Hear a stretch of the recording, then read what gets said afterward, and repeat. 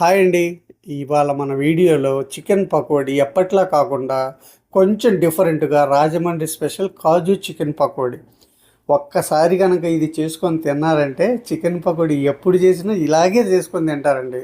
అంత కమ్మగా ఉంటుంది.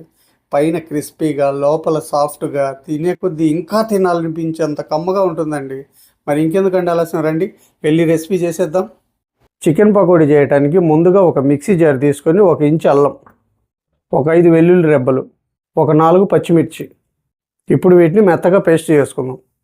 ఇలా గ్రైండ్ చేసుకున్నాం కదా, ఇప్పుడు దీన్ని పక్కన పెట్టుకొని ఇప్పుడు ఒక బౌల్ తీసుకొని అరకిలో బోన్లెస్ చికెన్.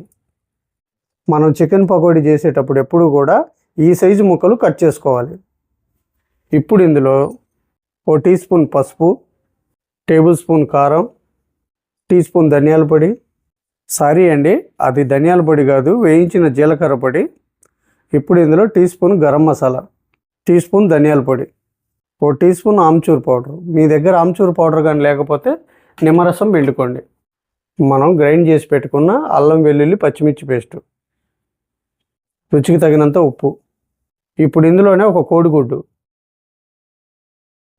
ఒక 100 గ్రాములు జీడిపప్పు. ఇప్పుడు ఈ మసాలాలన్నీ ముక్కలకు పట్టేటట్టు బాగా కలుపుకుందాం.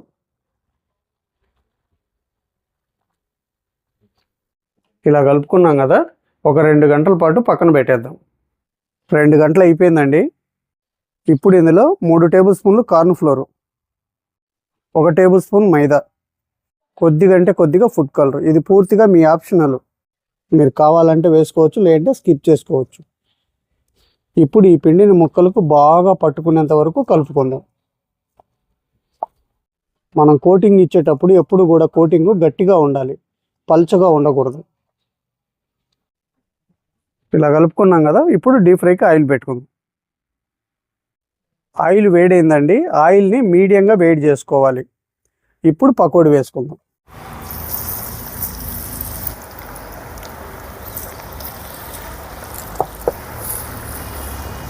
ఇలా వేసుకున్నాం కదా, ఇప్పుడు స్టవ్ని మీడియం ఫ్లేమ్లో పెట్టుకొని మధ్యలో కలుపుకుంటూ మంచి కలర్ వచ్చేంత వరకు ఫ్రై చేసుకుందాం.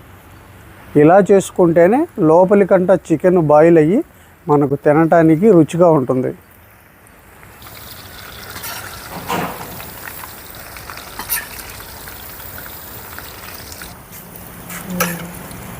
చూశారు కదండి, చికెన్ పకోడీ అయితే రెడీ అయిపోయింది. ఇప్పుడు ప్లేట్లోకి తీసుకుందాం.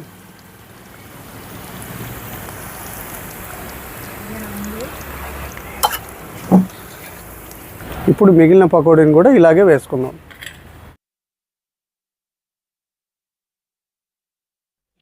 చూశారు కదండి, కాజు చికెన్ పకోడీ అయితే రెడీ అయిపోయింది. వేడిగా లాగించేద్దాం.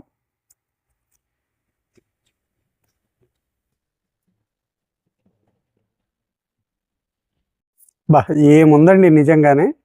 ఆ పైన క్రిస్పీగా, లోపల సాఫ్ట్గా, ఆ జీడిపప్పు మిక్స్ అయిపోయి ఆ పంటి కింద నములుతుంటే ఇంకా తినాలనిపించేంత కమ్మగా ఉందండి.